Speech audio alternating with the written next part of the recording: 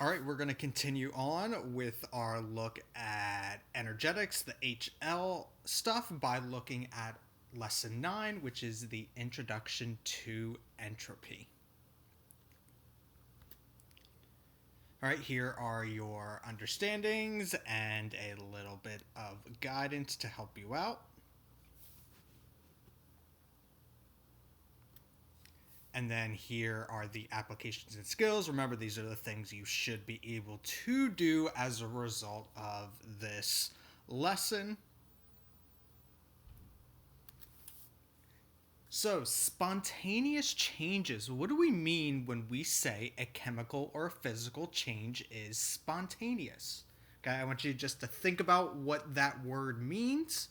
Okay, and that's going to play a very important role as we go through this lesson and as we move on to other topics as well. So, a spontaneous change is a physical or chemical change that happens under specific conditions without putting any additional work into the system. So, this is after any needed activation energy needed to get the reaction started is added. Okay, so anything that happens without putting in any additional work. So, it does whatever it's doing on its own. So there are two driving forces that impact whether or not a change is spontaneous. The first one is enthalpy, which we have been discussing, and the second thing is entropy. Okay, that is the new thing that we are going to be talking about in this lesson.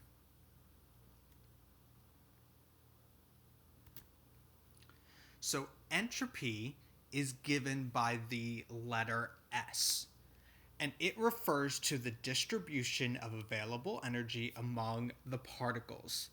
It is commonly referred to as the amount of disorder in the system. So when we think of entropy, we want to think of disorder. The more ways the energy can be distributed, the higher the entropy. So an ordered state with a small energy distribution are said to have low entropy, and disordered states with a high energy distribution have high entropy. As time moves forward, matter and energy become more disordered, and the total entropy of the universe increases. Okay, so high entropy, high disorder, low entropy, low disorder. Okay, so the more ordered it is, the lower the entropy. The more disordered, the higher the entropy. And we're going to get into some examples of things that are ordered and things that are disordered and how we can tell.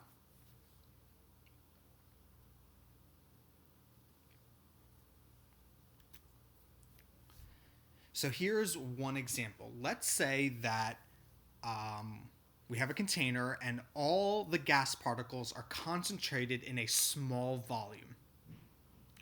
This is what we would call an ordered state. Okay, it's very small, very condensed, very concentrated. This is low entropy. Okay, there's not a lot of room for distribution with all that energy, all those particles. But let's say that over time the gas particles are dispersed throughout the room. This would be a disordered state with high entropy. There's a lot more space, a lot more freedom to move around, more disorder though. So on the left, we have low entropy, more ordered. On the right, we have high entropy, more disorder.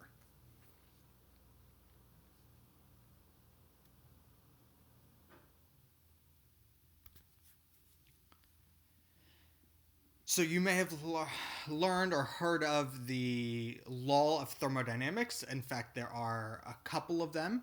Well, the second law is one that we're going to pay attention to in this lesson because it states that the state of entropy over the entire universe as a closed, isolated system will always increase over time. The second law also states that the changes in the entropy in the universe can never be negative. So, what this is all saying is that the entropy of the universe is always increasing. It is becoming more and more disordered. But the other point is we're going to be looking at changes in entropy, and they can never be negative. Okay? Always increasing. Okay? Always getting more disordered.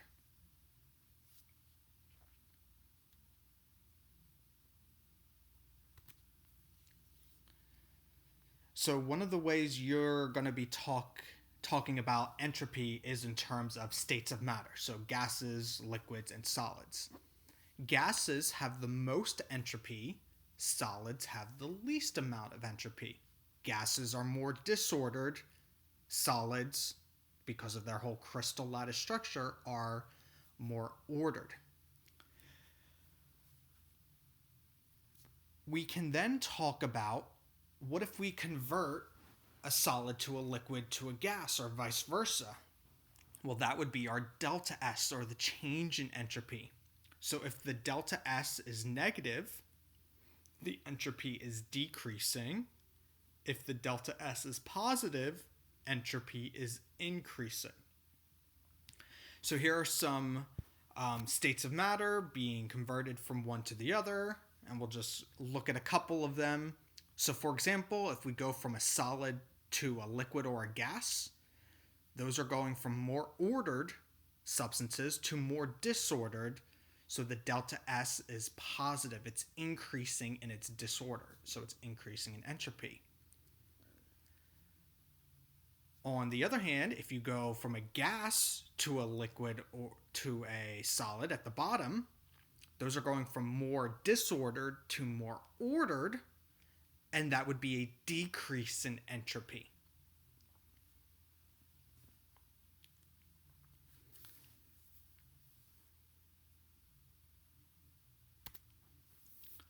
So let's practice a little bit by predicting the entropy change, delta S, for the following changes.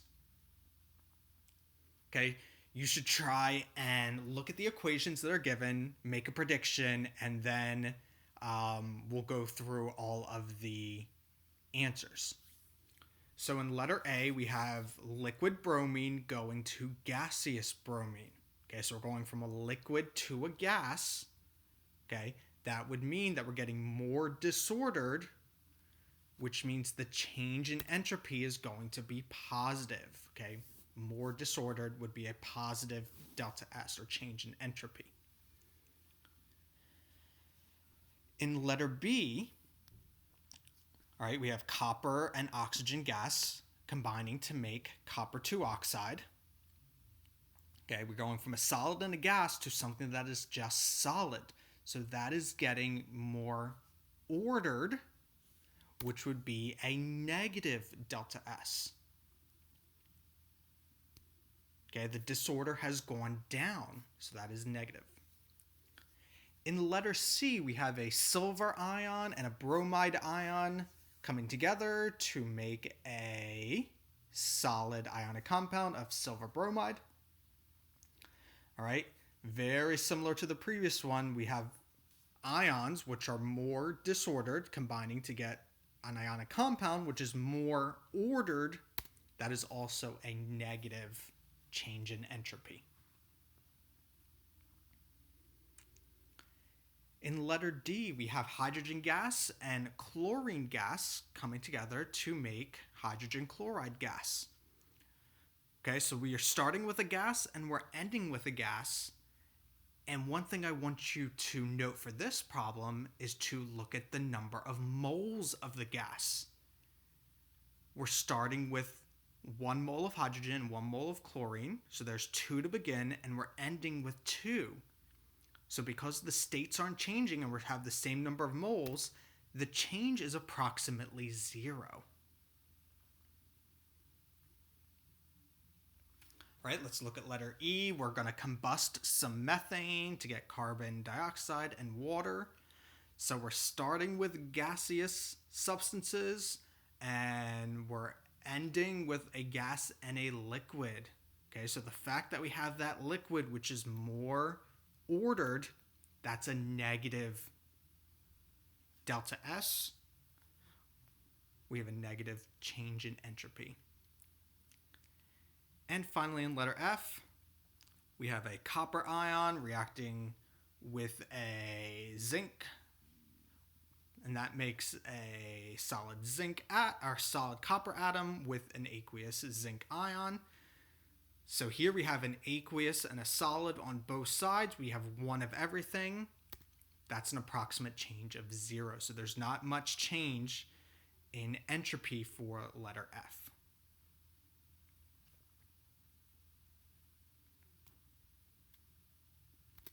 All right, let's do a couple of these questions so you can practice looking at entropy and the changes in entropy. So number 54, you're going to identify the process expected to have a value of delta S closest to 0. Okay, so we can go through some of these. And we want to find delta S closest to 0. So for letter A, we have 2 moles of gas, right? So we have 2 moles of gas combining to make 1 mole of gas, okay? So that delta S is negative. Okay, we're getting more ordered because we have less moles of gas. In letter B, we have 1 mole of gas combining with 1 mole of gas to get 2 moles of gas. So that has about a change of 0. So B is probably our answer, but let's double check with C. Here we're going from 1 mole of a solid to 1 mole of a solid to a gas. So this is a positive change in entropy. We're getting more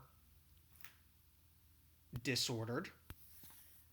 And letter D is going from a liquid to a gas. That is also more disordered. So we are correct. Letter B has the change closest to 0.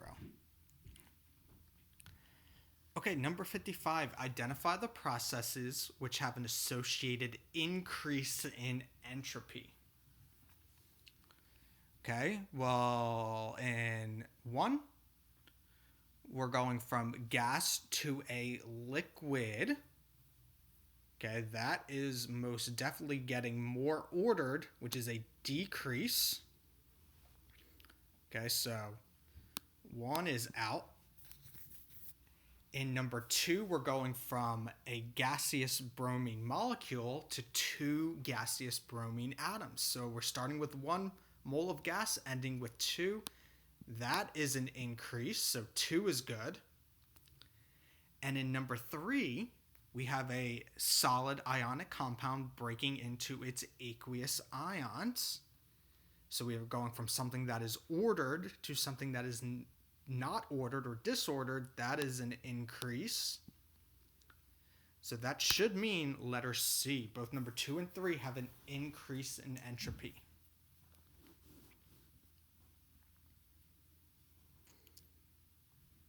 Okay, number 56. Which is the best description of the entropy and enthalpy changes accompanying the sublimation of iodine? So sublimation, going from a solid to a gas.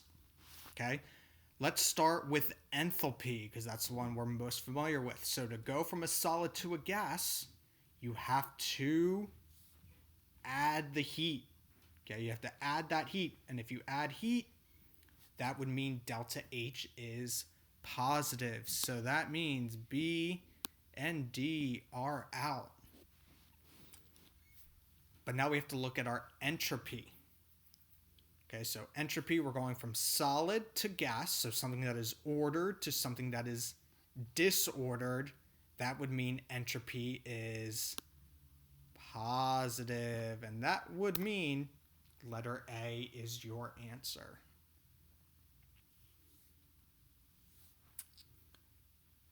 Okay, number 57, identify the reaction which has the largest increase in entropy. Okay, so we're looking for an increase in entropy, so we want our value of entropy to be positive. So let's go through our choices. We're going to take 2 aqueous solutions and we get a solid. So something that is solid is most definitely not an increase, that is a decrease in entropy.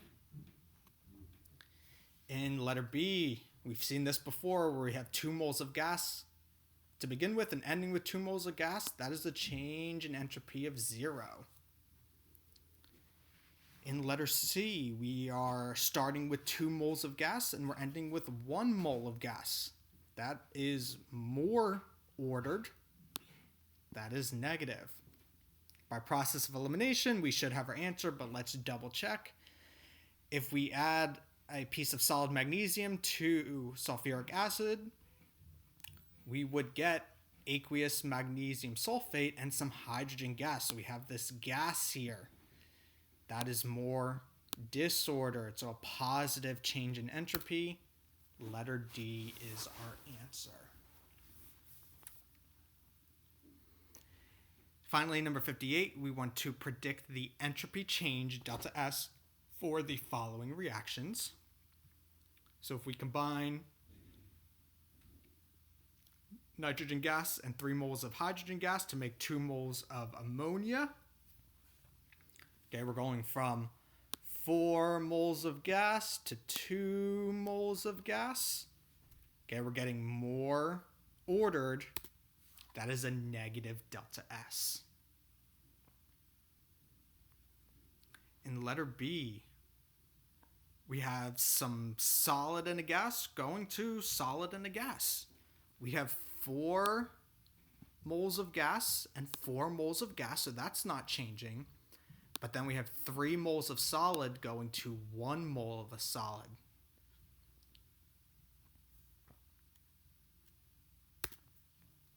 That is our negative.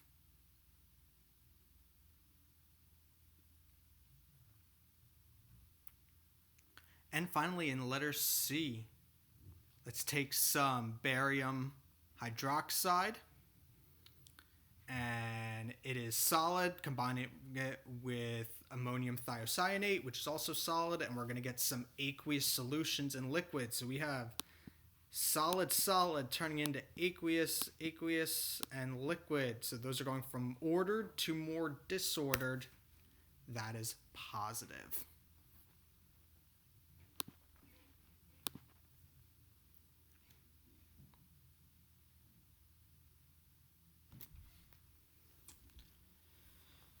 So let's talk about absolute entropy. So a perfectly ordered solid at absolute 0 has 0 entropy.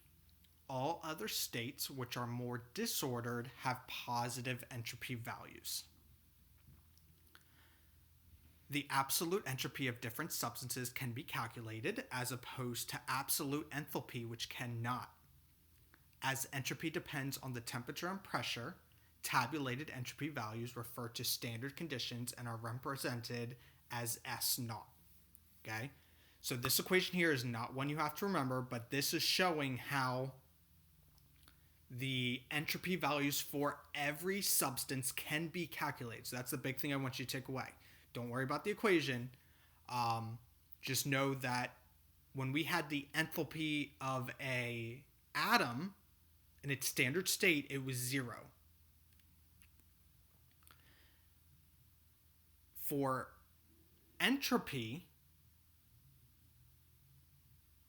every substance can be calculated, no matter if it's a solid, liquid, or a gas. And here are some values. Okay, we can see that different substances have different values. You'll notice they are all endothermic.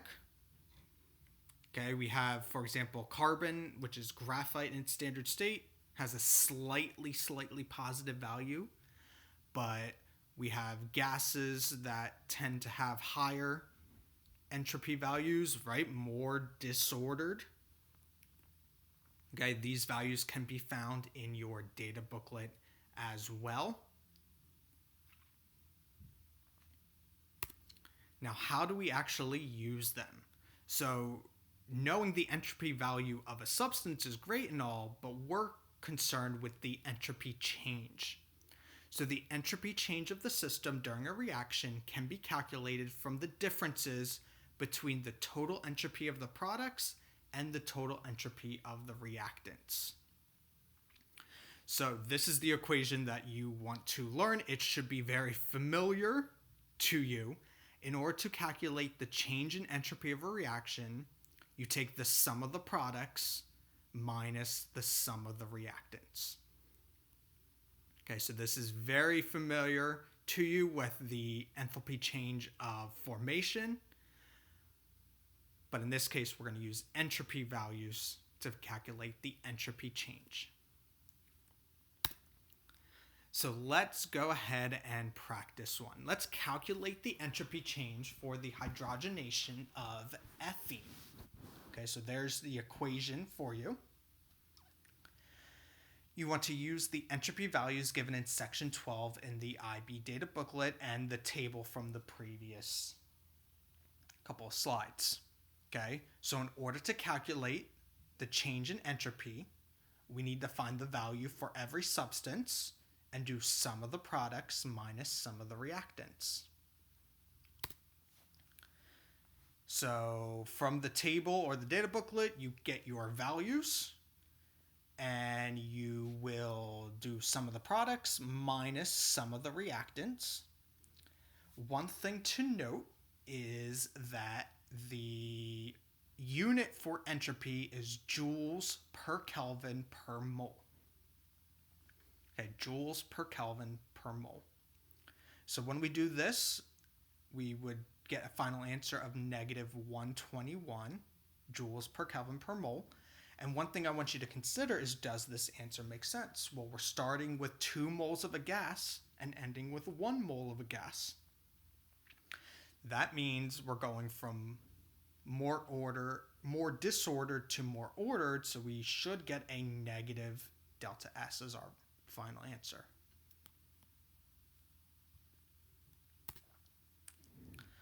In this one, I want you to sketch the graph to show how the entropy of a solid changes as the temperature increases. So I'm just going to show you this. You can copy it down. You can see that as the solid temperature increases, so does the entropy. And then it will melt into that liquid, and the entropy will again slightly increase. And then it will evaporate into the gas and slightly increase again in that state. Okay, so we can see how the entropy is increasing as we go from a solid to a liquid to a gas.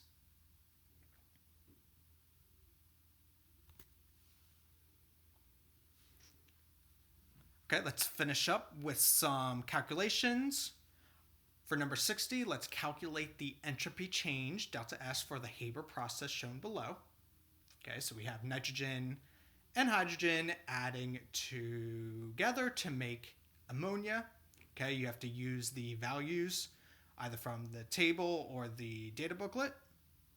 Okay, now the thing to remember is you take the sum of the products minus sum of the reactants.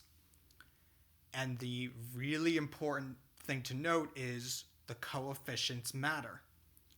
So when you find the value for hydrogen, you have to multiply it by 3. When you find the value for ammonia, you have to multiply it by 2.